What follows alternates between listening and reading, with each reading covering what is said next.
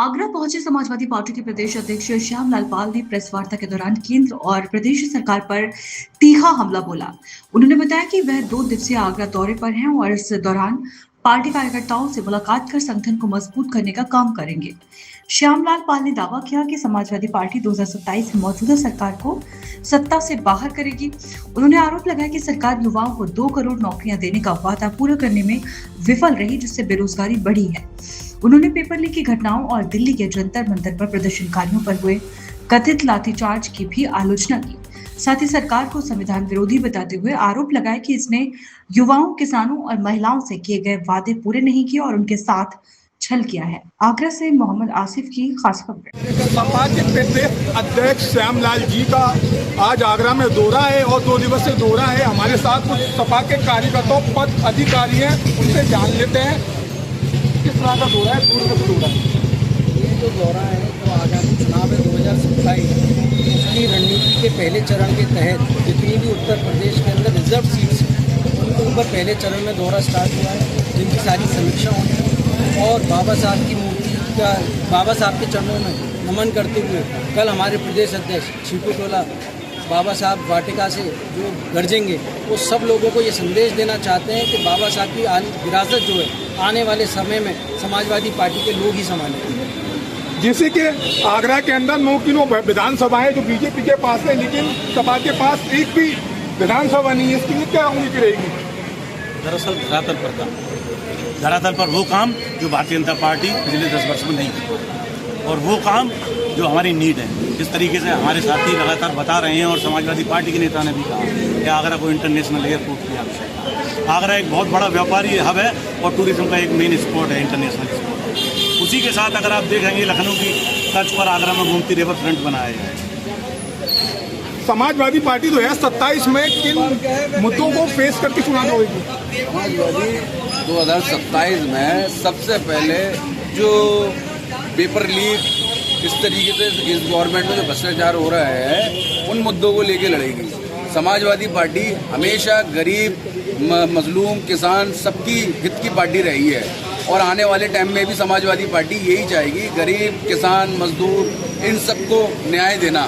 और समाजवादी पार्टी में हमेशा हर किसी को, हर वर्ग को सम्मान मिला है और माननीय राष्ट्रीय अध्यक्ष जी जो संकल्प लेके चल रहे हैं, इंशाअल्लाह 2027 में सरकार बहुमत से आएगी।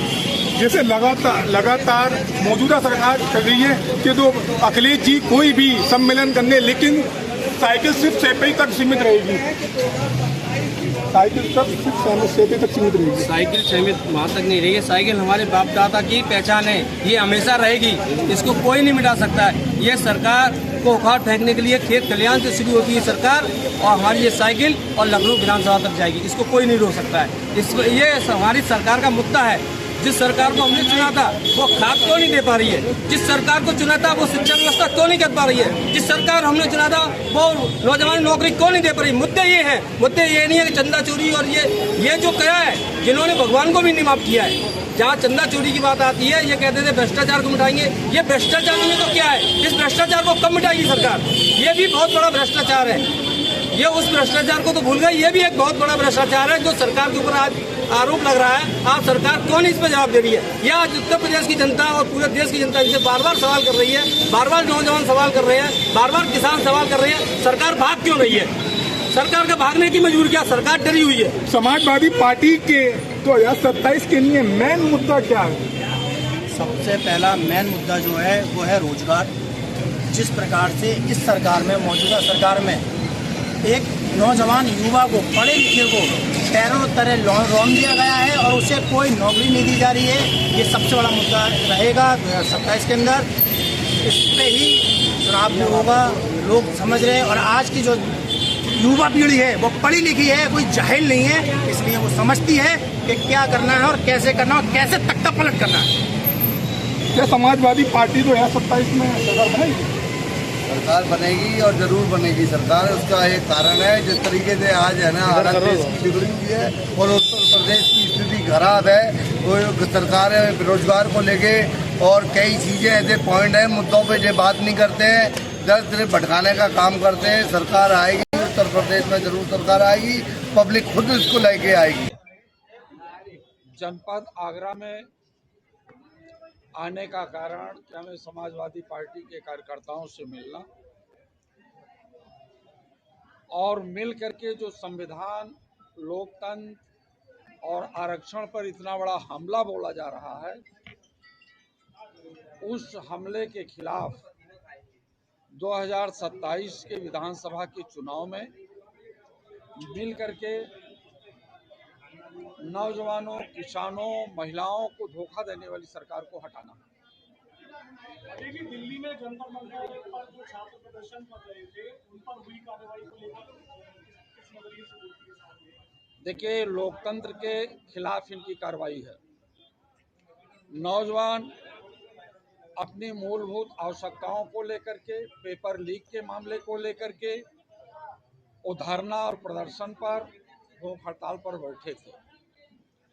पर ये सरकार जो 2 करोड़ नौकरियों का वादा किया था प्रतिवर्ष देंगे, उन्हीं बेरोजगार नौजवानों पर जिनके साथ गलत हुआ, पेपर लीक हुआ, उनके ऊपर लाठियां चलवाई गई। ये लोकतंत्र के खिलाफ काम है। उनके ऊपर मुकदमे चलाए गए, उन्हें पकड़ करके थाने और जेल में भेजा गया। ये सारी की सारी चीजें लोकतंत्र के खिलाफ है। अध्यक्ष जी, विधानसभा में मौका के हंगामा हुआ है, सपा के कई सारे विधायकों ने जबरदस्त हंगामा किया है, तो विधानसभा क्यों चलने दे रहे हैं? विधानसभा ये चला कहाँ रहे? ये 3 दिन 4 दिन की कोई विधानसभा होती है? आज का दिन तो संवेदना में चला गया। कल की बारी है और कल चलेगा बेरोजगारों के रोजगार को लेकर के, पेपर लीक को लेकर के, नौजवान जो आज भटक रहा है अपनी पढ़ाई को लेकर के, जो प्राइमरी स्कूलों को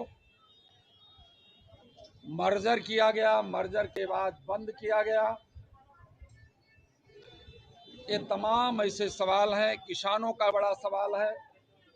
भगवान प्रभु श्री राम के घर में डकैती, किसानों के खाद की बोरी में डकैती, ये तमाम सारे मुद्दे सदन में चले।